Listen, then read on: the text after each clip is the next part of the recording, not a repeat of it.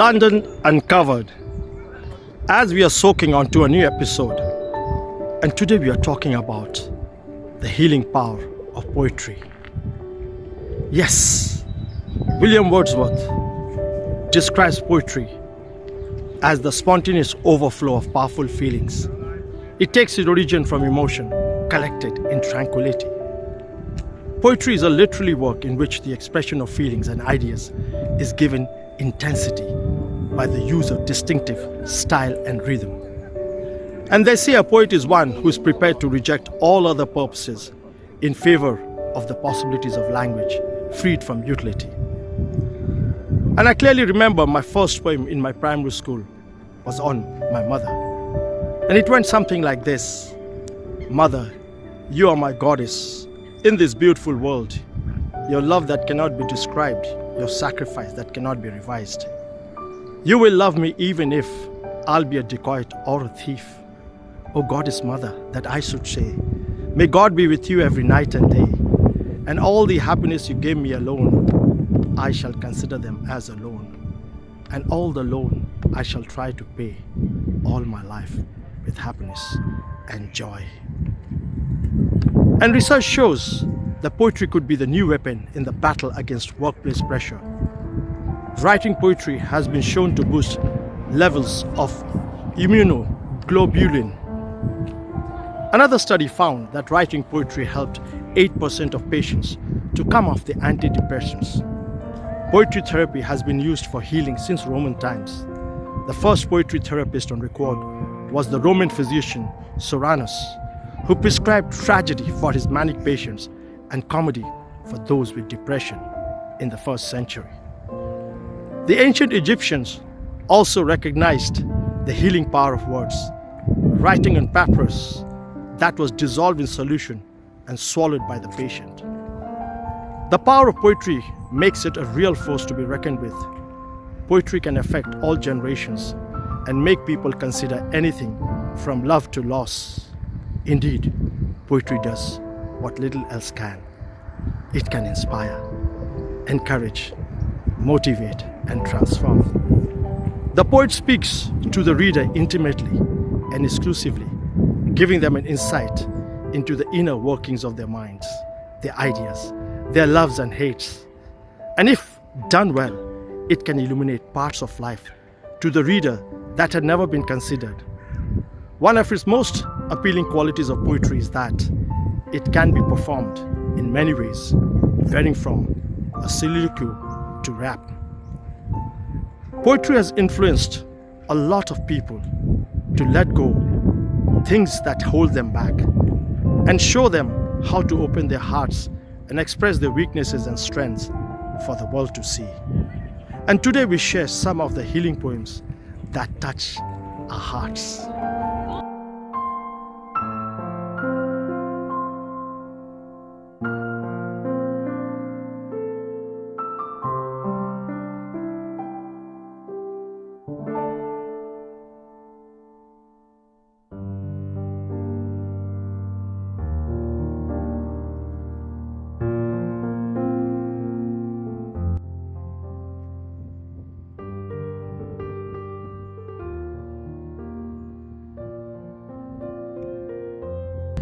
The next poem is called Simpler Times by Ayush Sharma. The poet says when he was a child, he always wanted to get older so that he could do whatever he wanted. But now he wishes he could have had that childhood of his once again. He wishes he could go back to that time again, away from all complexities of the world, of which he was unaware of when he was a child. Take me back to those simpler times when all I sang were nursery rhymes, when stealing chocolates was my only crime, when sleep used to come early at 9, when my fears were much more sublime, when I was unaware of society's paradigm, when I actually used to mean I am fine. Please take me back to those simpler times.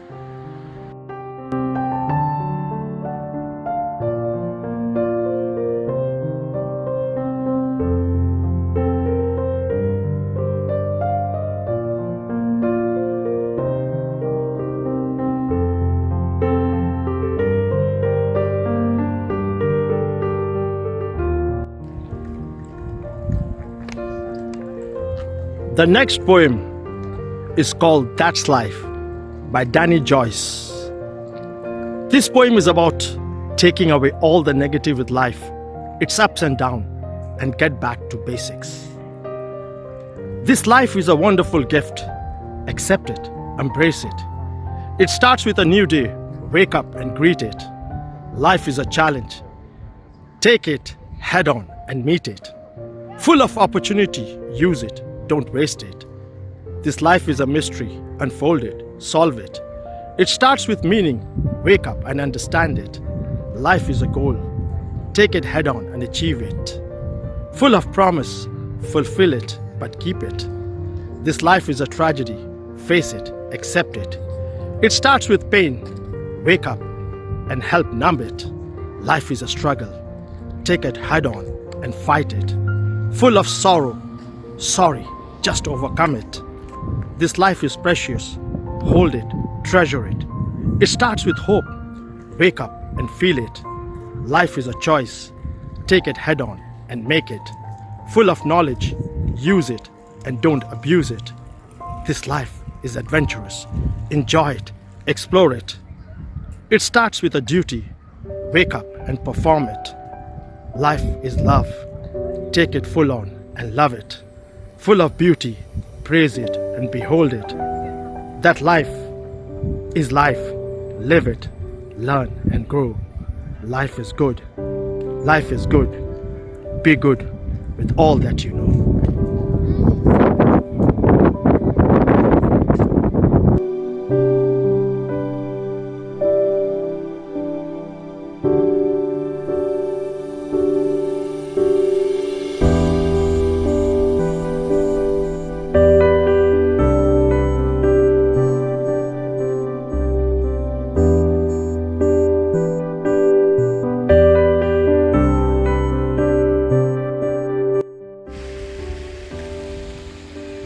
The next poem is called The Ghost of My Past by Lee W. Barker.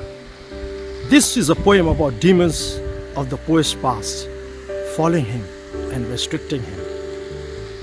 Fumbling, stumbling around in the dark, fighting, igniting, flames from a spark, blinded, reminded of the fear inside, turning, yearning for a place to hide, soaking, choking, struggling to breathe, hiding, abiding. My ghost won't leave. Chasing, racing, I stagger away. Breathless, restless, in the mud I lay. Dreaming, gleaming, I escape the past. Winning, a new beginning. I'm free at last.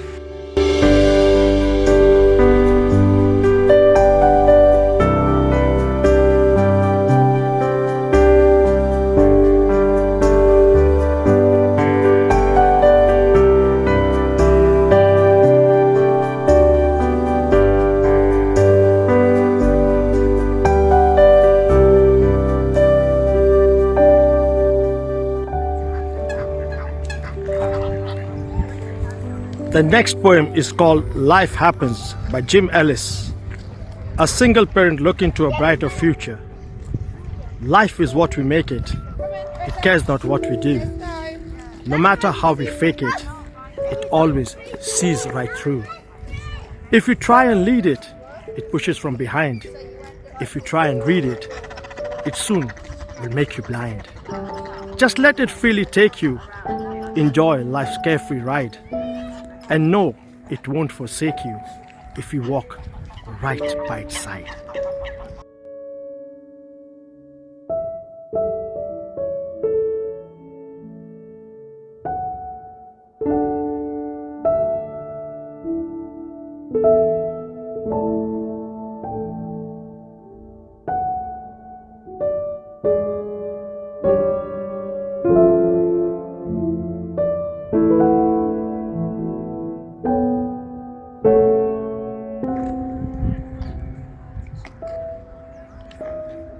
The next poem is called Love is Better Than Hate by Poppy Cook. This short poem personally tells us that life needs living to the fullest. The poet wrote this poem because of how he felt strongly about people wasting their lives away when they have so much more they could be doing with their lives. Don't judge a book by its cover. Love is better than hate. Life is too short to waste opportunities you have the chance to take. One day you could be alive and next day you could be dead. So keep your head held high with a big smile on your face. For love is better than hate.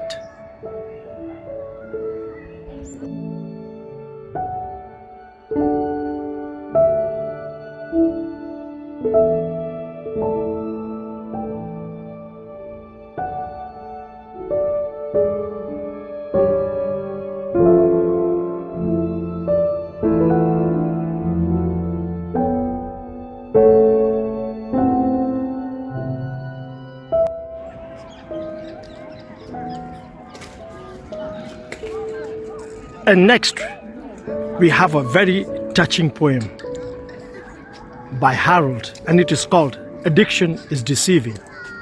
The poet wrote this poem to his addiction.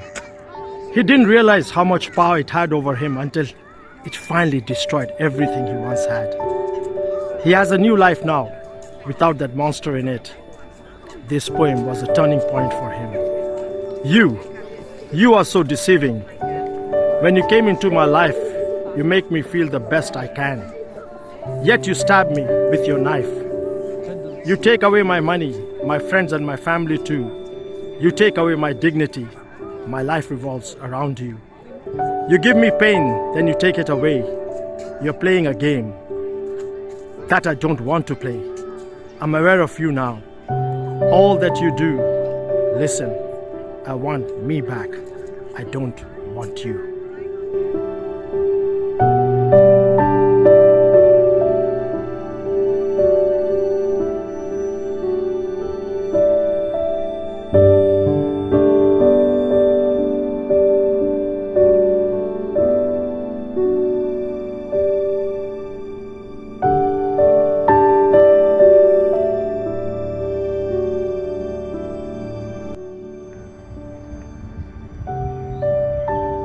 As we come to the end of this episode, and we've been talking about the healing power of poetry, and we have seen that poems are timeless things.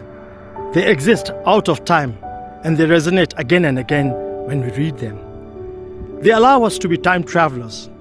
They also help us to understand that we stand on the shoulders of the people who have gone before us, and that those who will come after will stand on our shoulders. We soon realize that hope is real and not illusionary. We may never know where life may take us, but no matter what, we should always look to the future with hope. It may take a while, but one can succeed in creating a rich, satisfactory life again. All we need is perseverance, motivation, and hard work. And this may create a life that is full of purpose and delight once more. And we end this episode with the poem, We Are Better Than Yesterday, by M.G.R.A. This poem was written to tell everyone that the past is just a time. Don't be worried about the past. Things like that never last. We are better than yesterday. We never run out of things to say. If you're strong yesterday, you're strong every day. The past makes us stronger. It does not make us weaker. The past makes us realize that we are better than this. Past is just a time, but will never be missed.